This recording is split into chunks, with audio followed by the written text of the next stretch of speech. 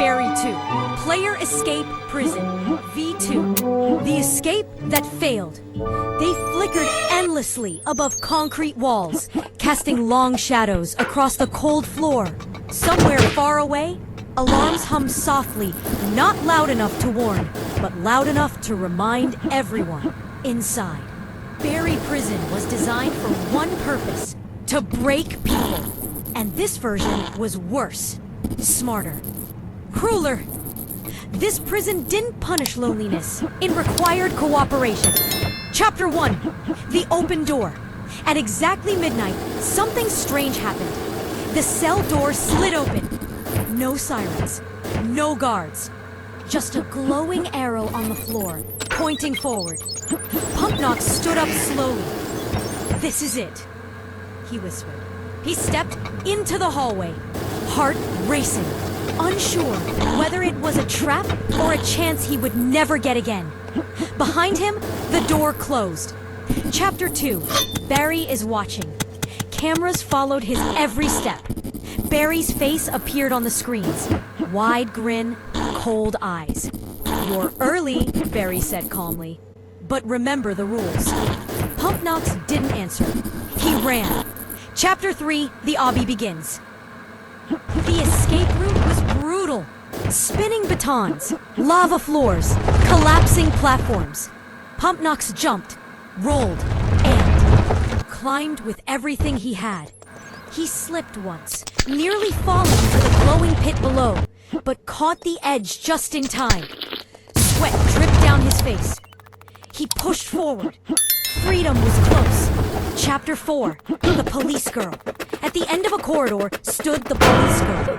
Her boots echoed as she patrolled back and forth, flashlights sweeping the walls. One wrong move meant instant capture. Pumpnox timed her steps perfectly. When she turned away, he sprinted past, sliding under a closing gate as her shout echoed behind him. Alarms blared, but he didn't stop. Chapter 5. The Laser Door. Finally, he reached it. The final checkpoint. A massive laser door, glowing red from floor to ceiling. Beside it were 2 pressure buttons. A sign blinked above them. 2 players required. Hold both buttons to open. Pumpnox froze. No, no, no! He stepped on the first button. Nothing happened. He jumped off and tried again. Still nothing.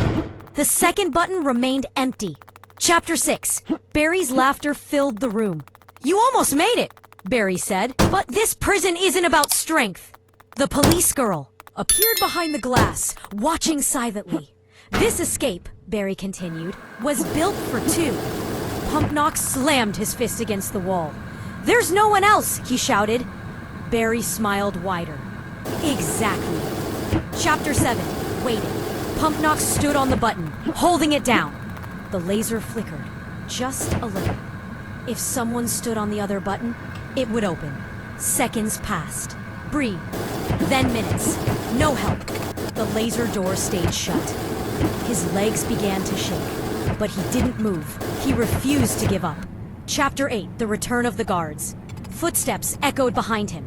Heavy, multiple guards stormed into the ring, weapons raised. The police girl stepped forward, her expression unreadable. "You should have waited for a partner," she said quietly. Pumpnox stepped off the button. The laser door powered down completely. Chapter 9. Back to the cell.